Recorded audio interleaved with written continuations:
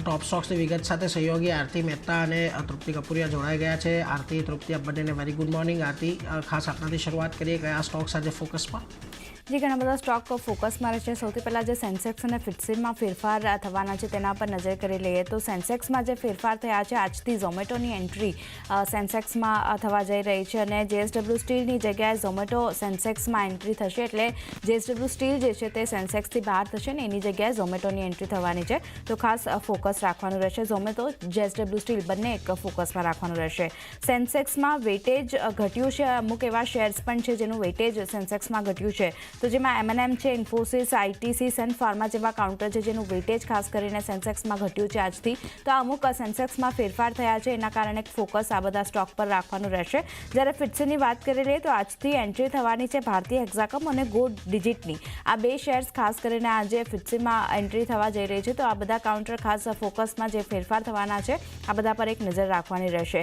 Next, steel કંપનીઓ આજે ફોકસમાં, કારણ કે કેબિનેટ તરફથી મંજૂરી ખાસ કરીને મળતી દેખાઈ રહી છે. સ્ટીલ ઇમ્પોર્ટ પર સેફગાર્ડ ડ્યુટી લગાવવા માટેની તપાસ ખાસ કરીને શરૂ કરવામાં આવી છે અને DGTR એટલે કે director general of trade remedies જે છે તેમણે ખાસ કરીને આ તપાસ શરૂ કરી છે. ઇન્ડિયન સ્ટીલ એસોસિએશને સેફગાર્ડ ડ્યુટીની માંગણી કરી હતી. તો ખાસ કરીને આજે નિર્ણય લેવામાં આવ્યો છે. ખાસ કરીને જે તપાસ શરૂ કરવામાં આવી છે એને કારણે ખાસ એક ફોકસ સ્ટીલ કંપનીઓ પર રાખવાનું રહેશે. બ્રોકરેજ રિપોર્ટ ઇન્વેસ્ટિકનો મેટલ માટે આવતો દેખાઈ રહ્યો છે. નજર કરી લઈએ તો તેમનું માનવું છે કે સ્ટીલ ઇમ્પોર્ટ પર જે સેફગાર્ડ ડ્યુટી જો લાગવામાં આવે છે તો ખાસ કરીને એની અસર જે છે તેના ઉપર ખાસ ફોકસ રાખવાનું રહેશે કે કઈ રીતે સ્ટીલ કંપનીઓને તે ફાયદાકારક રહે છે. અને નિર્ણય જો લેવામાં આવે છે તો ખાસ કરીને જેએસડબલ્યુ સ્ટીલ અને ટાટા સ્ટીલને સૌથી વધારે અહીંયા ફાયદો થતો જોવા મળશે. તો એક ફોકસ ખાસ કરીને આજે મેટલ અને સ્ટીલ કંપનીઓ પર રાખવાનું રહેશે. નેક્સ્ટ, રિલાયન્સ ઇન્ડસ્ટ્રીઝની વાત કરી લઈએ તો અધિગ્રહણ કરવાના સમાચાર અહીંયા આવતા દેખાઈ રહ્યા છે. યુએસની કંપની હેલ્થ એલાયન્સ ગ્રુપમાં 45% હિસ્સાનું અધિગ્રહણ કંપનીયાથી કરતી જોવા મળશે અને $10 મિલિયન માટે ખાસ કરીને અધિગ્રહણ જે છે તે કરવામાં આવશે. અને રિલાયન્સ ઇન્ડસ્ટ્રીની સબસિડરી કંપની જે છે રિલાયન્સ ડિજિટલ, તેમના તરફથી આ અધિગ્રહણ જે છે યુએસની હેલ્થ કંપની સાથે કરવામાં આવશે. તો ખાસ ફોકસ રિલાયન્સ ઇન્ડસ્ટ્રીઝ પર પણ રાખવાનું રહેશે. અહીંયા એક પોઝિટિવ રિએક્શન જોવા મળી શકે છે. HCC નેક્સ્ટ કાઉન્ટરની વાત કરી લઈએ તો અહીંયા પણ અધિગ્રહણના સમાચાર આવતા દેખાઈ રહ્યા છે. કંપની ખાસ કરીને સ્ટીનર ઈગલ એજી અને સ્ટીનર ઇન્ડિયા આ બંનેમાં હિસ્સાનું અધિગ્રહણ જે છે તે અહીંયાથી કરવા જઈ રહી છે અને કંપની 43 કરોડ શેર્સ વિભાજન ડીલ દ્વારા આ હિસ્સો જે છે તે ખાસ કરીને અહીંયાથી અધિગ્રહણ કરશે. સ્વિટ્ઝરલેન્ડ સ્થિત કંપની ખાસ કરીને સ્ટીનર એજીમાં હિસ્સાનું વેચાણ અહીંયાથી કંપની કરતી જોવા મળશે અને કંપની ભારતમાં કોર ઓપરેશન્સ પર ખાસ હવે ફોકસ કરી રહી છે. તો નજર રાખવાની રહેશે HCCના કાઉન્ટર માટે પણ. અહીંયા પણ એક પોઝિટિવ રિએક્શન જોવા મળી શકે છે. ફાર્મામાંથી અરબિંદો ફાર્મા ફોકસમાં રહેશે કારણ કે માર્કેટ ઓથોરાઇઝેશન અહીંયાથી મળતું દેખાઈ રહ્યું છે. સબસિડરી કંપની ક્યુરાટેક ક્યુ બાયોલોજિક્સ જે છે તેને ખાસ કરીને માર્કેટિંગ ઓથોરાઇઝેશન મળ્યું છે અને UK MHRA એટલે કે મેડિસિન્સ અને હેલ્થકેર પ્રોડ્યુસર રેગ્યુલેટરી એજન્સી પાસેથી જે બેલ્સીઝુમાબ છે તેના માટે ખાસ કરીને માર્કેટિંગ ઓથોરાઇઝેશન મળ્યું છે અને આ દવાનો ઉપયોગ ખાસ કરીને કેન્સરની સારવાર માટે કરવામાં આવશે. તો એક ખાસ ફોકસ અરબિંદો ફાર્મા, અહીંયા પણ એક પોઝિટિવ રિએક્શન સ્ટોક બતાવી શકે છે. નજર રાખવાની રહેશે. NTPC ગ્રીન એનર્જી ફોકસમાં રહેશે કારણ કે કરાર કરવાના સમાચાર આવતા દેખાઈ રહ્યા છે. બિહાર સરકાર સાથે મેમોરેન્ડમ ઓફ અન્ડરસ્ટેન્ડિંગ માટે અહીંયાથી કરાર કર્યા છે. તો એક ખાસ ફોકસ NTPC ગ્રીનના કાઉન્ટર પર પણ રહેશે. અને છેલ્લે મારા તરફથી વેદાંતાની વાત કરી રહી તો ડીમર્જરને મંજૂરી નથી મળતી દેખાય. અંડરટેકિંગ કંપની પાસેથી બેઝ મેટલ્સના ડીમર્જરને મંજૂરી નથી મળી. બેઝ મેટલ્સ અંડરટેકિંગના ડીમર્જર પર પછીથી ખાસ કરીને કંપની જે છે તે અહીંયાથી વિચાર કરતી જોવા મળશે. તો હાલ પૂરતું તો આ ડીમર્જરને મંજૂરી નથી મળી એને કારણે વેદાંતા પણ ફોકસમાં રાખવાનું રહેશે. તો મારા તરફથી ઘણા બધા કાઉન્ટર છે. ખાસ કરીને સેન્સેક્સ ફિટ્સીમાં જે ફેરફાર કરવામાં આવે છે સ્ટીલ કંપનીઓ આજે ફોકસમાં રાખવાની રહેશે. પણ તૃપ્તિ, તમારા તરફથી કયા સ્ટોક ફોકસમાં?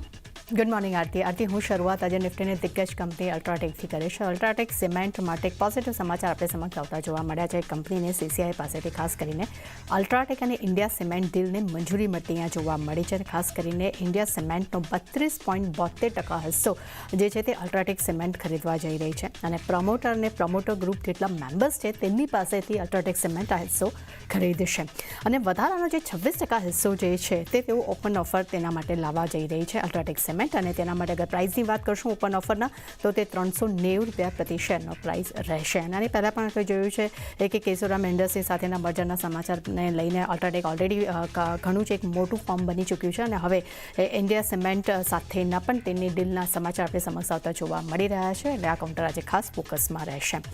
ત્યારબાદ નજર કરી લઈએ ફોર્ટિસ હેલ્થકેર માટે. અહીંયા કંપનીના અધિગ્રહણના સમાચાર આવતા જોવા મળ્યા છે. કંપનીએ એજ્યુલસ ડાયગ્નોસ્ટિક્સમાં એટલે જે ભારતની જ કંપની છે તેની સાથે તેમાં ખાસ કરીને તેનો 7.61% હિસ્સાનું તેમને અહીંયા અધિગ્રહણ કર્યું છે અને તેમને 429.37 કરોડમાં હિસ્સાનું અધિગ્રહણ કર્યું છે.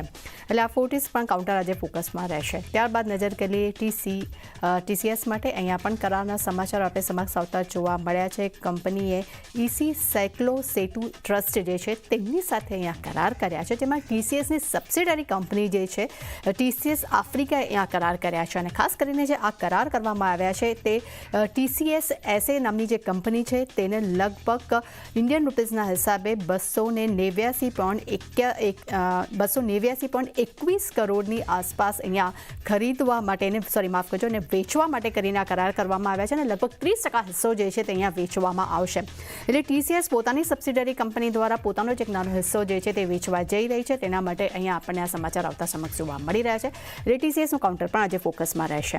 ત્યારબાદ નજર કરી લઈએ NHPC પર. અહીંયા પણ આપણને NHPC પર નજર કરીએ. અહીંયા MOU કરવાના સમાચાર આપણે સમક્ષ આવતા જોવા મળ્યા છે. કંપનીએ બિહાર સરકાર સાથે MOU કર્યા છે.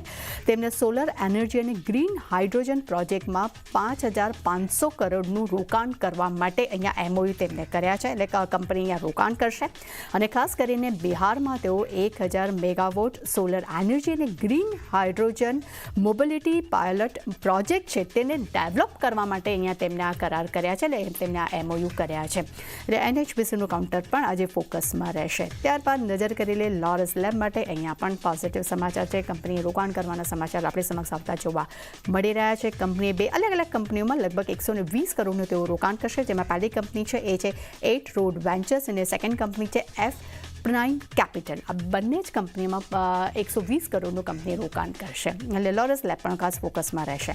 ત્યારબાદ ટીમ લેસ પર નજર કરીએ. અહીંયા પણ અધિગ્રહણ કરવાના સમાચાર આવતા જોવા મળી રહ્યા છે. કંપની જે છે તે 2 અલગ અલગ કંપનીઓમાં તેઓ હિસ્સાનું અધિગ્રહણ કરશે, જેમાં ફર્સ્ટ કંપની જે છે TSR Darso અને સેકન્ડ છે ક્રિસ્ટલ HR. આ બંનેમાં જ કંપની જે છે તે હિસ્સાનું અધિગ્રહણ કરવા જઈ રહી છે, જેમાં ખાસ કરીને HR સર્વિસીસને વધારવા માટે આ અધિગ્રહણ કંપની કરવા જઈ રહી છે. TSR Darsoમાં લગભગ 90% હિસ્સાનું અધિગ્રહણ કરશે અને ત્યાં જ ક્રિસ્ટલ HR અને સિક્યોરિટીઝમાં તેઓ 30%નું અધિગ્રહણ કરશે. એટલે આ કાઉન્ટર પણ આજે ફોકસમાં રહેશે. ત્યારબાદ નજર કરી લઈએ આપણે IOC. અહીંયા પણ બોર્ડ પાસેથી મંજૂરી મળવાના સમાચાર આપણે સમક્ષ આવતા જોવા મળી રહ્યા છે. તો ઓડિશા ખાતે ભદ્રક પ્રોજેક્ટમાં 657 કરોડના રોકાણ માટે તેમને બોર્ડ પાસેથી મંજૂરી મળી છે. અને આ જે પ્રોજેક્ટમાં ખાસ કરીને કંપની IOC જે છે તે MCPI વચ્ચે એક JV કર્યા છે ડેવલપમેન્ટ માટે અને તેમાં ખાસ કરીને JVમાં બંનેનો 50-50% હિસ્સો રહેશે. એટલે IOCનું કાઉન્ટર પણ ફોકસમાં રહેશે. અને છેલ્લે મારા તરફથી છે પિરામલ એન્ટરપ્રાઇઝીસ. અહીંયા બોર્ડ પાસેથી મંજૂરી મળતા સમાચાર જોવા મળ્યા છે. ખાસ કરીને QIP અને બીજા અન્ય વિકલ્પો દ્વારા લગભગ 2,000 કરોડથી વધુનું ફંડ એકત્ર કરવા માટે અહીંયા એક બોર્ડ મંજૂરી મળતી જોવા મળી રહી છે. એટલે કંપની લગભગ આટલા કરોડનું રોકાણ કરશે. એટલે ખાસ કરીને નીરજ, મેં અને આરતીએ જેટલા પણ સ્ટોક્સ અમારી સાથે ડિસ્કશન કર્યા છે, ડેફિનેટલી આજે GSTને લઈને જે સમાચાર આવ્યા છે સ્ટીલ કંપનીઓ અને રિલાયન્સ જેવા કાઉન્ટર્સ આજે ફોકસમાં રહેશે. જી આભાર.